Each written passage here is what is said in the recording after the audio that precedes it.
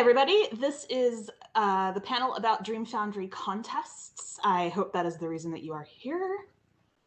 I am Jessica Eanes, except for when I'm in ALA. I am the president of the Dream Foundry, so I work with all of the people who are involved in the contests. And I'm going to go ahead and let everybody else introduce themselves. And because he's in the slot next to me, let's start with Bill. Hi, I'm William Ledbetter. I'm a science fiction writer. I work in the aerospace industry as a day job. And I was also one of the two contest coordinators for the 2020 Dream Foundry Writers Contest. So I've read all the stories. And he was the 2019 coordinator by himself. I also was the 2019 coordinator. So I've been here for the contest from the very beginning, and read a lot of great stories. Lisa? Hi, I'm Essel Huang, and I am a full-time science fiction and fantasy writer. I'm probably best known for the Cass Russell series, which are about an anti-heroine who can do math really, really fast, and that's her superpower, and use it to kill people because that's what you do with math. My latest book is Burning Roses, which is a Chinese fantasy about also women shooting at things. I have a brand. I also won a Hugo or something, and last year I was honored to be one of the judges of the Dream Foundry contest, and had a great time doing it. Oh, also a Hugo or something. Yeah, or something. Yeah, or something. Work on that phrase as well. Also, you all are getting the sick version of me. I'm sorry. So if I'm a little off point and I'm here very snugly, it's because I'm a bit ill today. So yay, virtual convention that I could still be here. Lack of con crud is a feature. And last but not least, Neil. Okay, I'm Neil Clark. I'm the publisher and editor of Clark's World magazine and an anthologist. Among the anthologies I do is the Best Science Fiction of the Year series for Nightshade Books. I was one of the judges this year, and I am in quarantine, so I'm really glad that I can't catch what you've got.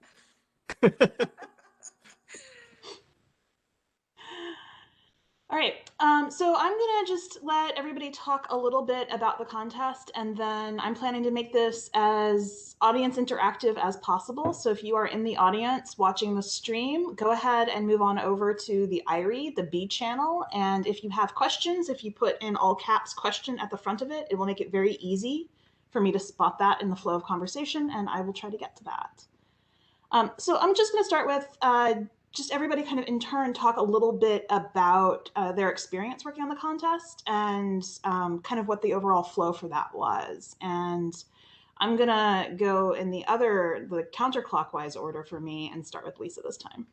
Okay, so as I said, I was one of the judges this past year, along with Neil. We were co-judges for the 2020 contest, and we were responsible for the final decision over the 10 finalists as presented to us, and we were incredibly impressed by these finalists, and it was really a joy to read them, and it was a joy to pick our winners. That's sort of the nuts and bolts of it. We read them, Neil and I got together and discussed, which was also a great time. Love discussing science fiction and fantasy. And I'm really incredibly happy with the winners that we got. And their stories have really stuck with me even till this year. I'm going to mix it up just a little bit so we don't have the judges go back to back and go next to Bill. You'll always going last. Huh? Yeah, I didn't plan that super precisely, but yeah.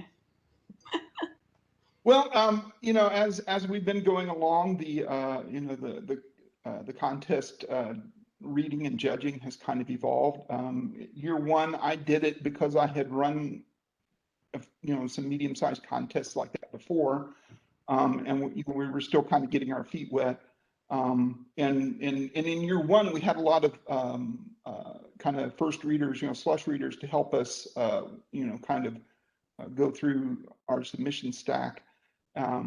But I ended up still reading like 50 or 60 of the stories that had been passed up from slush readers.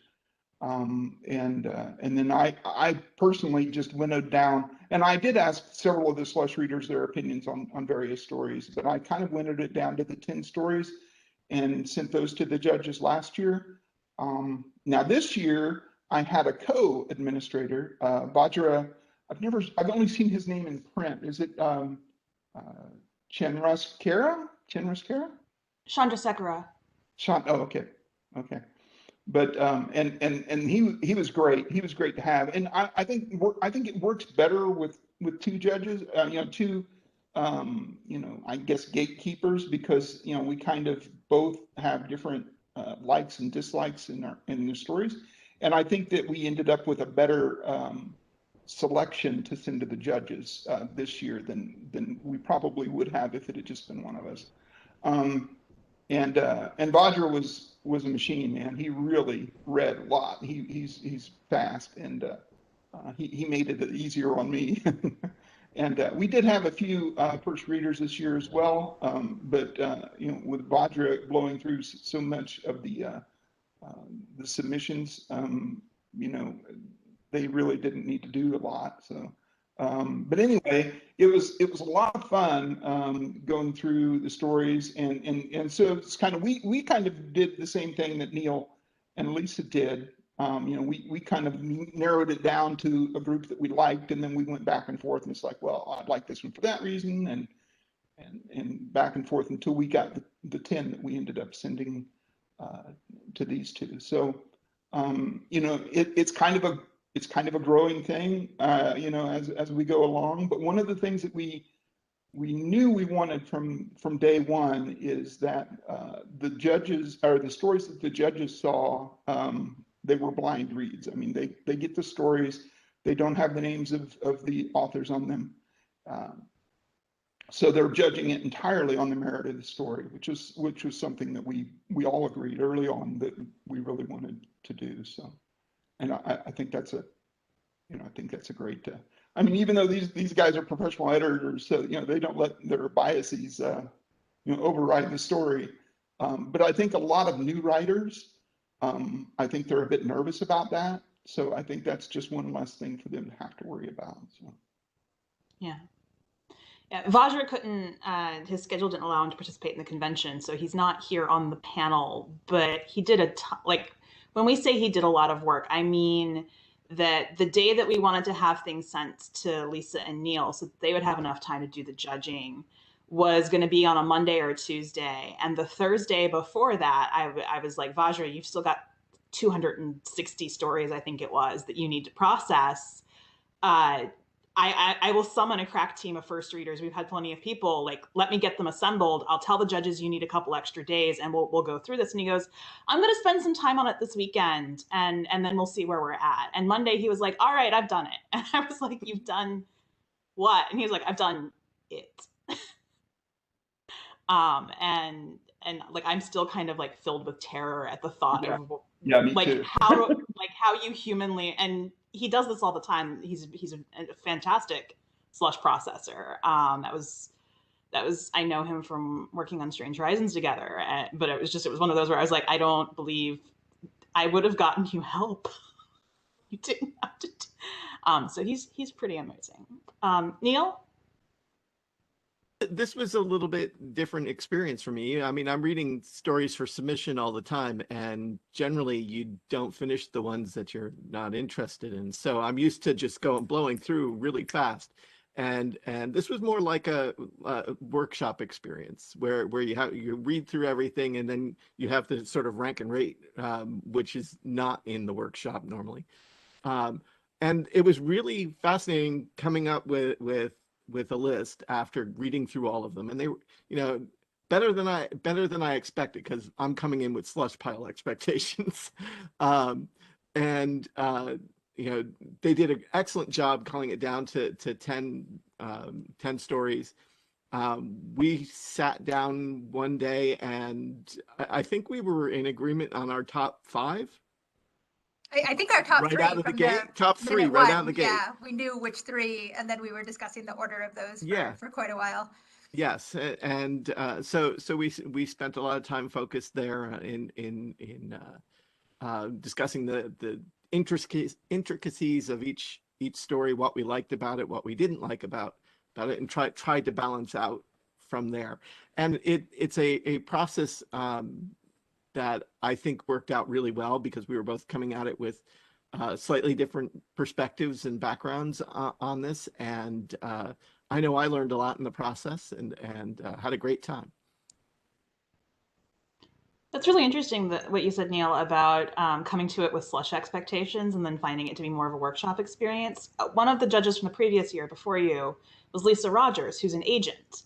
And one of the things she said after the contest was that it was really interesting to get to read a complete piece, because she's usually doing first chapters of novels. And so she was talking about how that was novel and interesting for her. So that seems to be a theme that I hadn't noticed. What you're going All to right, let me get when you throw editors into this, I think, or agents. Yeah. They're similar reading. Let me see. Looks like the audience is still being a little bit quiet, so we'll keep going here. Um, uh, One thing I want to say up front is the writing contest is only one of two contests that the Dream Foundry runs. We also run an art contest, and much like how we couldn't get all of the writing staff here for the convention, the art people couldn't make it either. So just because we're only talking about the writing contest doesn't mean we like it more or that it is the only one. It's just the one that we had available people for. But both contests are open to beginners. We define beginner very carefully in both of them. The sort of spirit of the rules is that you have not been compensated at a professional rate for the work in that medium previously. And we don't take any rights. We don't do any kind of publishing. But there are cash prizes of $1,000 for first place, $500 for second place, and $200 for third place. First place for the art contest is an endowed prize. It's the Manubos Memorial Prize for Art. And so anybody who is just getting started in their career can enter at no fee. They give up no rights. They get looked at by professionals and have the opportunity to get a lump of cash with no strings attached. So if you are wondering whether either you personally or a creative in your life should enter the contest, the answer is yes. With that context, I'm going to go back to the panelists and ask, what are the things that you have liked or been interested in or found exciting about the contest as a whole? And so what are sort of the things that you would like people to know about it? And I'm going to start this time with Neil. One of the things I really liked was that I wasn't picking for a market. I got to pick what was my favorite, regardless of what I was looking for. And I think that was a nice change for me. I also like the fact that you know, who your target audience is, who you're pulling stories from. I thought after all was said and done, seeing the range of the authors involved and what their backgrounds were, and you know, it's just really nice to see something that's at this level with this kind of variety of people participating, and the quality of the work that was coming in at that level. I mean, I was already aware from Clarkesworld that you know, quality doesn't matter how many years of experience you have, but it was really nice to see it play through in something like this.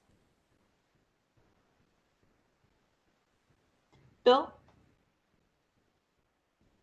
You're gonna have to repeat the question. I was reading one of the questions up in the feed. I'm sorry. The question was, what's something about the contest that sort of excites you that you want people to know for, or that, you know, makes you happy about how it goes? Well, I think it provides kind of a, I don't know, kind of a carrot and a stick thing for a lot of emerging writers. You know, it's like, I think I've heard some of them at times before say, well, there's no way I would ever send something of mine to Clarkesworld because I'm just not that good yet, you know, or you know, Asimov's. Now I know you know that, but no, I'm disappointed. If any of you are out there, stop doing that. Send the stories. Exactly. but I think a lot of times they don't see a contest as much of a hurdle, and it's like, oh well, and they're all competing against other emerging writers, so it's like they probably see the bar as a little bit lower, and it seems to be something more realistic for them to achieve. So and everybody that I ran into who were writers, beginning, it's like I was encouraging them. It's like, you need to get in this contest. You need to send your stuff. You need to get it in front of people, and I think it might help some writers do that. Lisa? I really agree with everything Neil said, especially about the quality of the work. I think one of the first things we said in our conference together was how so many of the finalists were indistinguishable from stories we would read in pro sci-fi magazines, like the pro level. And it was just very, very impressive work from these writers, and it was almost unbelievable that these finalists have not been professionally published yet. And I would encourage any of our the finalists from this year's contest to be submitting those stories that they sent us elsewhere and to magazines and stuff, because we were really very impressed. The other thing that I was really very, very pleased about was the cultural breadth we got in the finalists. There was quite a lot, of different cultural influences sort of across the 10 stories that Neil and I read, which was fabulous. And I know Dream Foundry has been doing outreach, the African science fiction and Asian science fiction, and, globally trying to encourage submissions from all different cultures and all different traditions. And I want to reaffirm that for anybody who's thinking about this contest and saying, well, do you want my type of story? We want all types of stories. I mean, I won't be judging next year, but in general, this is very important to the We Dream can't Foundry do it idea. again. What's that, Neil? I said we can't do it again. Yeah, right? That would be nice. And I know that I'm not saying no. I'm saying I would like to cycle the judges, but also Fine. pandemic recruiting burdens are real. So you've already said yes once. I know you're an easy mark. Well, I know it was very enjoyable for me to read, and many of the cultural traditions people were drawing from were not my own, as things that were maybe unfamiliar to me, but I'm very open to, reading from all different influences, and I know that Dream Foundry sets that as a priority, and recruits judges who are very enthusiastic about that. So everybody, no matter what you're writing, please feel welcome to submit.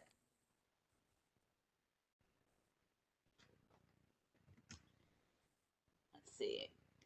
We have a question from the audience, and what sort of things are you looking for in sorting the initial submissions versus, and how is that different for like the initial sorting to get the finalists and then for the judges? So are you focusing specifically on craft and it being well written, or are you looking at more, so I think this question is largely to Bill.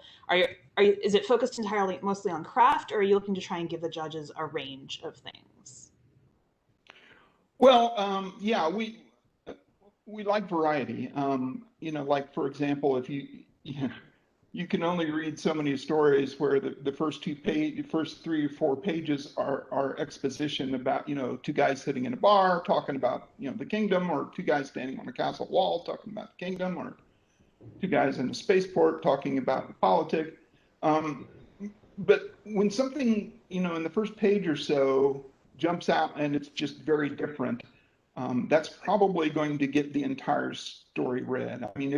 I mean, whether we see something, as far as, plot that we haven't seen before, or we see an environment, or a setting, and we got a lot of people from, other countries submitting stories, which I thought was great, because a lot of those settings were totally new to me, and they were very interesting, and it definitely it dragged me into the story to want to see what was going to happen with those characters.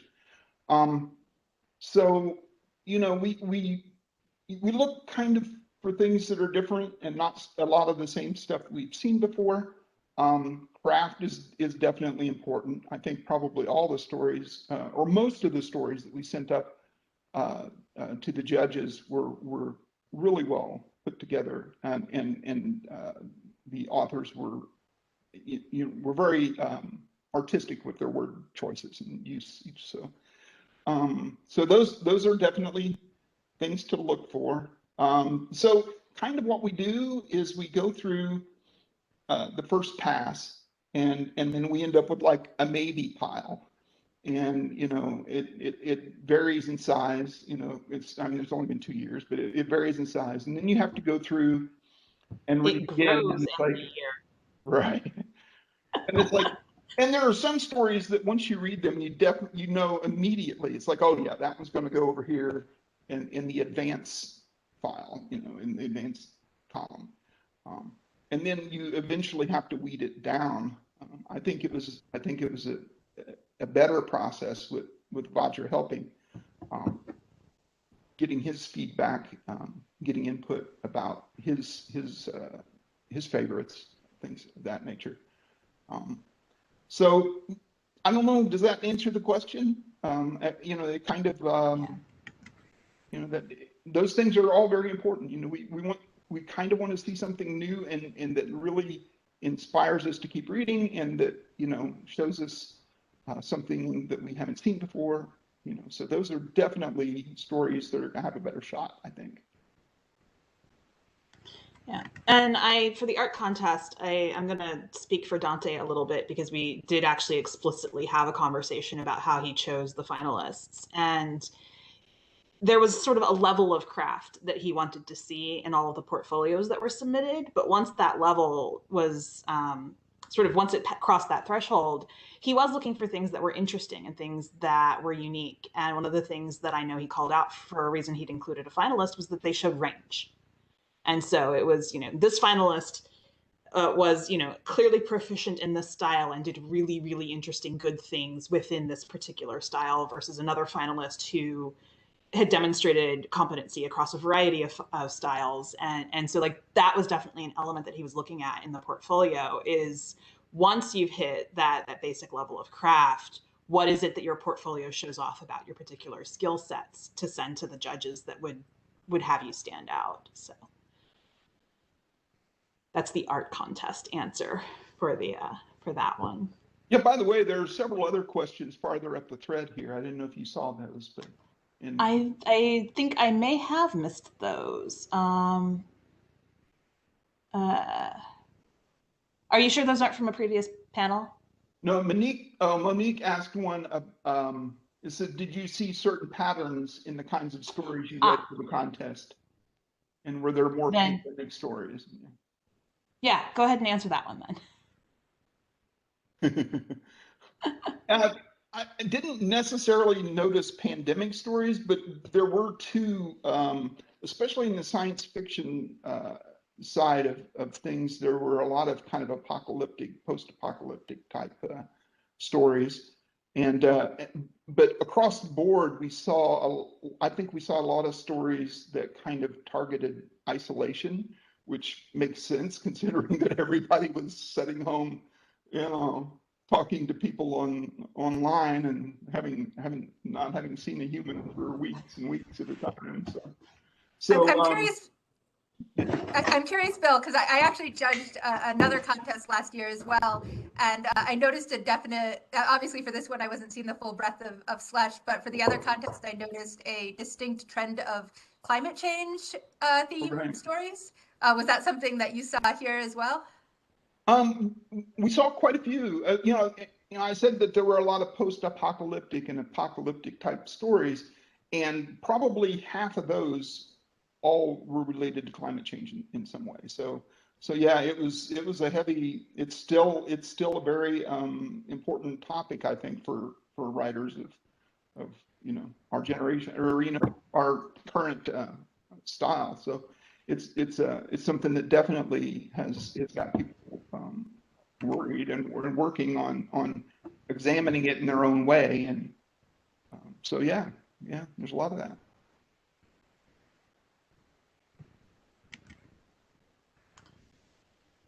So what are some of the things that you're hoping to see, whether or not you're involved? As has been pointed out, the judges are not necessarily a guaranteed shoo-in for the future.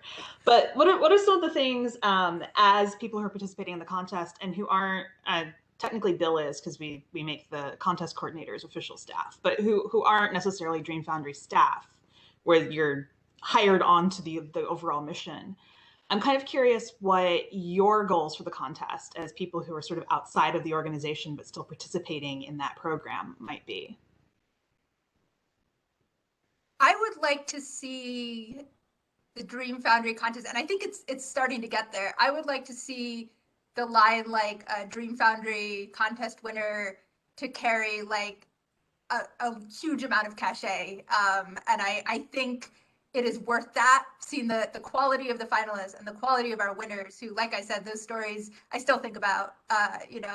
We read them like last November. So, and I still think about them. If you'd like to read our winners, by the way, I wasn't sure if this is public, but I saw Monique say it in the chat. All three of our winners have been picked up for professional publication. I'm not sure if they're all out yet, but can they be linked somewhere, Jessica? I don't know if they are already.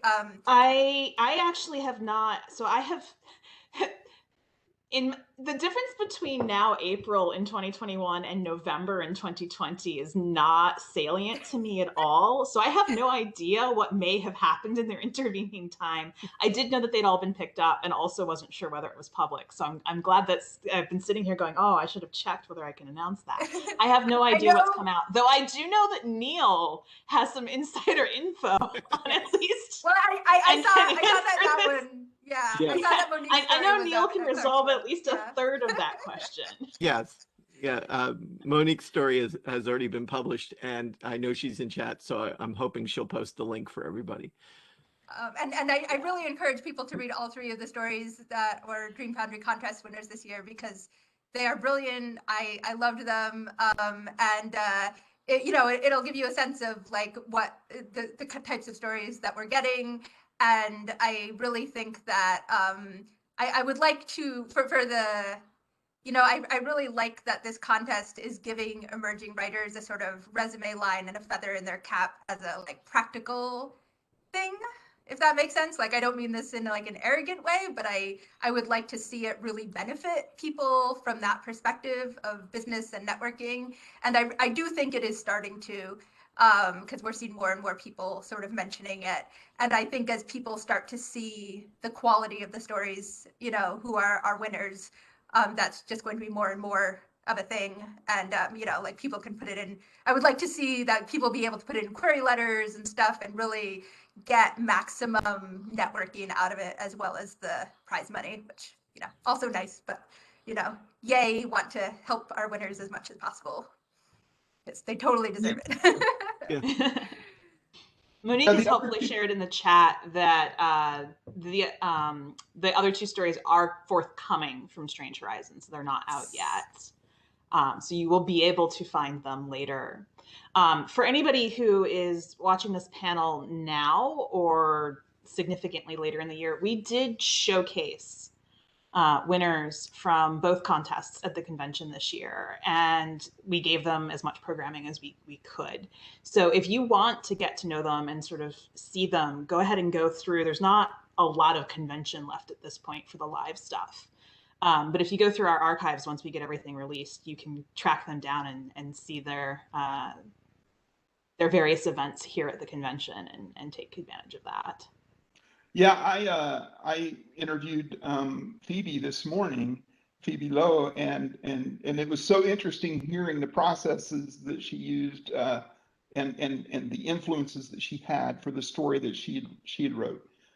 So yeah, and each of these winners have been interviewed for the 2020 contest anyway. So if you want to hear their insights and how they kind of wrote specifically for the contest, going back and listening to those interviews is a good way to do that.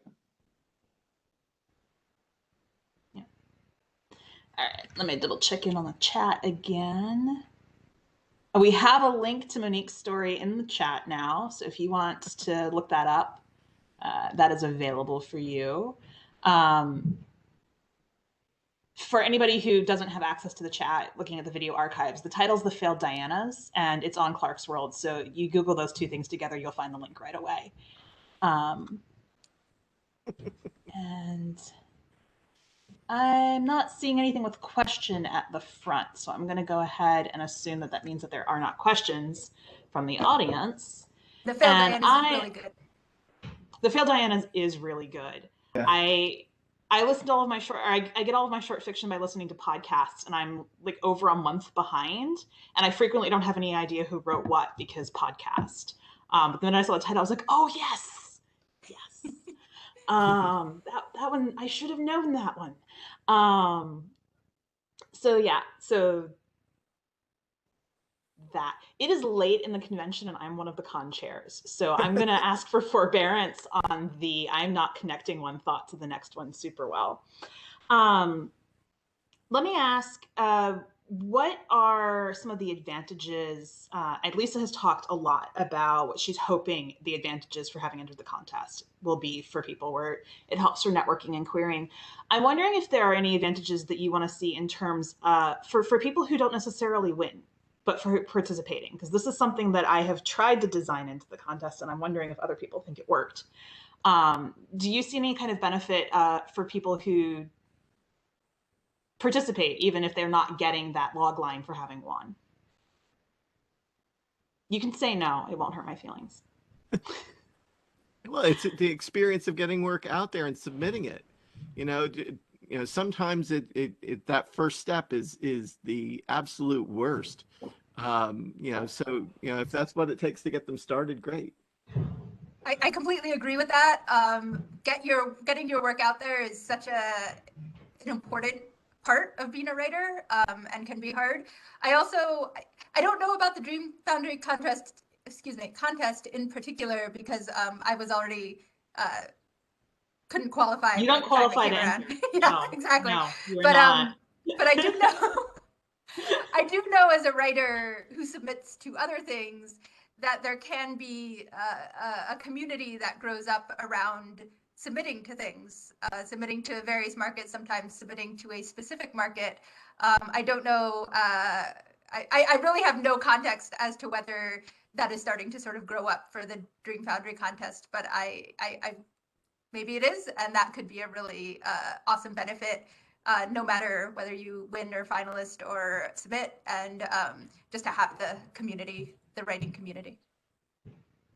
Well, I think we also published the list of the 10 finalists early on before we published the winners, and I think that's helpful to them in that they know that they're getting close. It's like, my story was good enough to make the cut of the 10, and it may not have made the top 3, but it was very close. And so that's kind of a gauge. It's like a lot of times, no offense, Neil, but a lot of times you get rejection letters from these top magazines, and it's just like, no thanks, it doesn't work for us. And it's no feedback, and so they kind of exist. Beginning writers kind of exist in this vacuum. So it's hard to judge, or at least it was for me. It's hard to judge when you're actually improving enough to and proof that you're making progress. And I think maybe that being in the 10 finalists is some indicator, at least to them, of that. That's the same rationale that we use for tiered rejection letters. We have a top tier of the ones that came really close, which very much sounded like how you were narrowing down yours to 10. Yeah. Neat.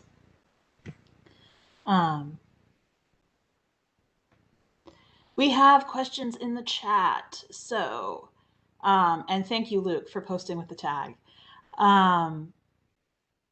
Oh, this is a question specifically about the guidelines. Last year's guidelines are posted so you can get an idea of the gist and the spirit of things. I'm not going to answer or allow anyone on the panel to answer specifics about what the guidelines for this year are going to be, because we have not set those yet. So the thing to do if you're wondering specifically about whether or not you're going to be eligible to enter the contest is to wait until we have those released. And then if you see ambiguity or have queries, let us know. We overhauled the specifics of the guidelines for the writing contest pretty significantly between the first year and the second. And I don't think we need that same level of overhaul for the next year, but I also don't want to be on a panel answering questions about something that's going to change. So putting the kibosh on that. But good question. Thank you for asking. That answer does not exist at this time. I will go ahead and take that as inspiration for the next question that I'll pass around to everybody, which is I'm going to get a little philosophical here, and Bill might be tired of me asking this question and demanding that he define it in specifics. What makes a person a beginning professional as opposed to a person who's kind of not at the pro level yet, or a person who is past the beginning phase? Like, what is the defining characteristic of that thing that we're trying to catch for the contest as you perceive it? I see thinking faces, and I feel like I'm going to be mean to whoever I call on first. So we'll just start with Neil. Somebody who's just beginning sending out stories, or maybe hasn't sent anything out before. Would that be what a place you think that I'm guessing, because I'm asking you for your emotional response. My emotional response. I see it as people who are just beginning their career as writers, and that starts with submitting. Well, that starts with writing the stories, but there's a big leap when you start submitting them, and I think that's what we're seeing here in this.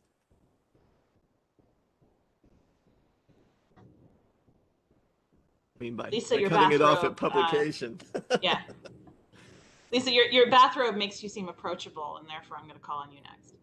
It's actually not a bathrobe. It is a jacket that is magnificent because I feel like a Star Wars character in it. So I thought it was like appropriate for a sci-fi fantasy con, and also very, very fuzzy. But topic, we were on what makes a, oh God, I feel like I'm very bad at answering this question because it kind of feels like I know it when I see it a little bit. Like there are certain sort of I wouldn't even term them mistakes because everything's subjective, but there are certain sort of, I guess, overused devices that a lot of beginning writers kind of haven't found their way out of yet, I guess, that aren't necessarily wrong, but like, you know, are easy to sort of lean on too much. I'm terrible at this question. I'm sorry. Like this is perhaps why I've started for both the art and the writing contests. I've done all right, well, let's define the philosophy of what we mean by beginning writer, and then let's hash out the details for what that is. And those are both extremely painful conversations to have because it's so hard to define. Here's what I would say, though. Here's what I would say is the thing that really leveled me up writing. And I'm a novelist. I'm naturally a novelist. My short fiction history is really obnoxious because I sold the very first short story I ever wrote to a pro market. But I did that after many, many years of like failing to write novels and then succeeding to write novels. And then I tried writing a short story. And I was like, oh, I never thought I could write short. Maybe I learned. But the thing that really leveled me up in my graveyard of failed novels beginnings that date back to, preschool or whatever, is that when I started to critique other people's fiction, other writers' fiction, there's something about critiquing that really gave me eyes for things in my own writing that I wasn't seeing until I started using that lens, looking at other people. So like also reading other people's critiques of fiction helped a lot. So I would say, I think when I first started deciding seriously that I was going to write novels for publication, I probably critiqued something like 36 full-length novels within a year or two, which is way more than most people do, but it leveled me up so fast, like way more than other people critiquing my work, which is also very important. but it gave me such a perspective on where my work was fitting into sort of greater literature. And obviously, I read a lot, so I knew some of that. But the critiquing lens, I think, really developed something in me. And I've heard other writers say this as well. So it's something I strongly recommend. Actually hear that from slush readers a lot too, that Mm. process helps tremendously. Yeah. That is a very common experience. You know, something that I think, and it's not, sometimes it's kind of hard to pin down because a lot of times you don't realize you're doing it, is when writers stop copying what other people have done. You know, a lot of times I think I see from a lot of new writers, I'll see stuff that it's almost the same story that, you know, I've seen, you know, hundreds of times. And it's like, I almost have a feeling sometimes that they look at it and it's like, oh, well, this worked. You know, I love this kind of story and this works, so I'm going to write one just like it. But I think for most of my friends, and I did come up through writing short fiction. I wrote a bunch, you know, like 70 of them that I have published. Um, uh, but the thing is, it's like I think where it changed for me was when I started really thinking through these stories and coming up with original ideas, and trying to not copy, you know, even some of my favorite stories and favorite writers. But you know, I had to develop my own style and voice, and I think that's kind of a leveling up for emerging writers, is when they're able to do that. And of course, you know, you have to polish, you have to submit, all of these things. But also, you know, when you get away from, you know, copying your mentors, I guess, is a good step.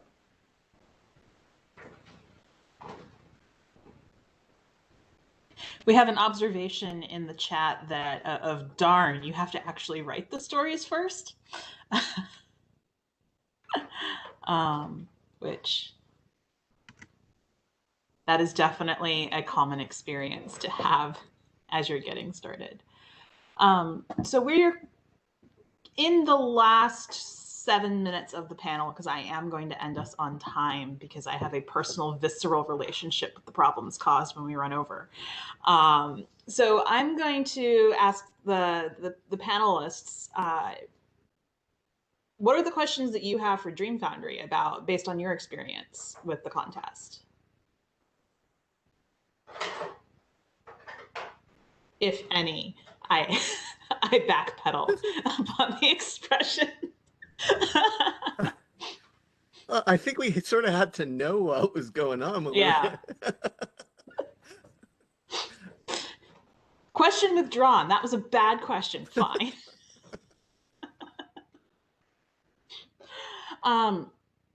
Let's try something else then, in that case. We have an art contest and a writing contest, and the writing contest is for short stories specifically, because we have a word count that precludes anything that is not a short story. Or we have a word count limit that precludes anything that's not a short story. And the art contest is specifically for illustration. If we were to spin off a third contest, what would you like to see?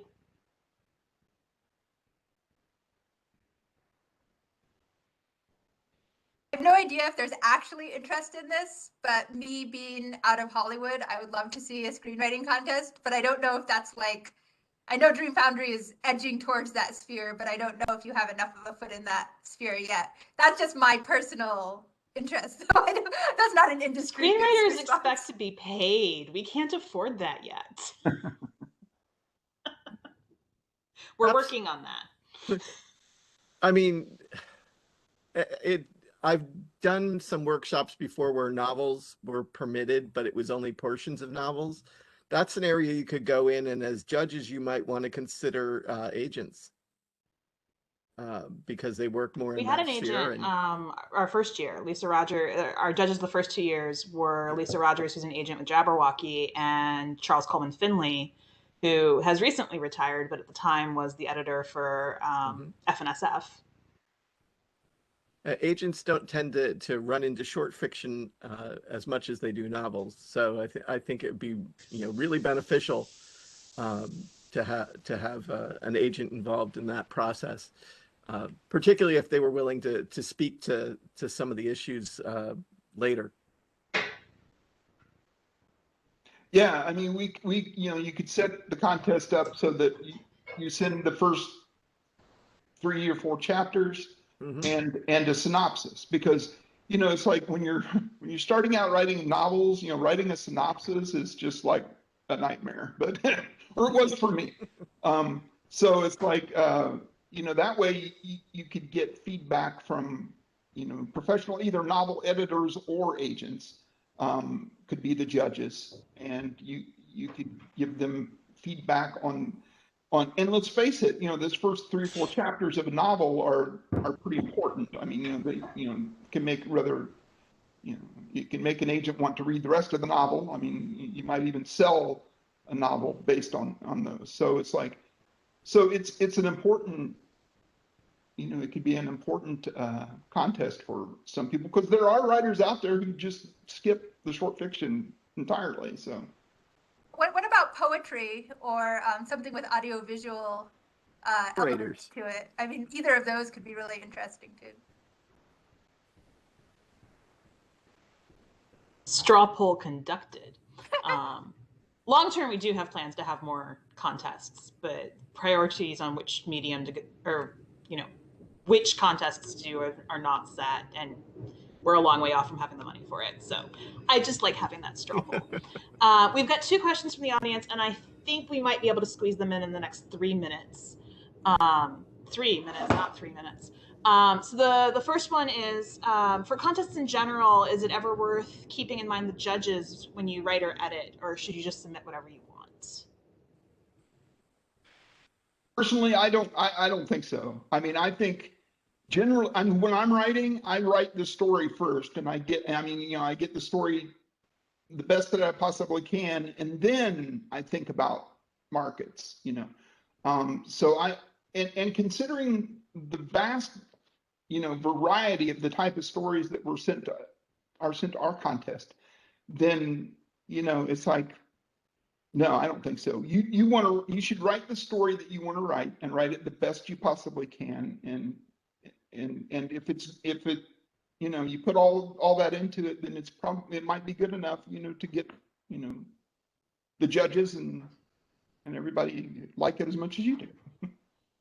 I largely agree with Bill. Write, your story that is the best you can be. However, I am notoriously terrible at predicting what market's like. So if you're better than me at that, I Oh, it mean, is. maybe. But in general, like I think, I mean, thinking of the finalists, we had quite a breadth of style as well. So I mean, one thing Neil said earlier about that it was nice not having to think about the vibe of a market, but just look at what we liked and what we thought they did something really well. And there were quite a few stories with like vastly different styles among the finalists that I thought did what they were doing extremely well. So I think, yeah, in general, I would recommend leaning towards submitting that story that you think is strongest. People never know what's the editor or somebody else wants. If I don't even know what I'm looking for, that's so there's no way you know what I'm looking for. So write the story that inspires you, because that will come through in the work, and bring it up to that level that will make the top 10, or catch our eye in judging. All right. We are up to the last minute of the panel, so I'm going to not ask the last question because that's a recipe for failure. So thank you, everybody, for being here. I will tell the other panelists there are other questions in the chat. If you are moved to go ahead and pop in there to talk to the audience, we have that chat channel for the next hour still. And otherwise, thank you all for coming, even while ill. That was very appreciated. And I hope everybody has a good convention or resting period, and we'll see you around. Thanks. Thanks. Thanks, everyone.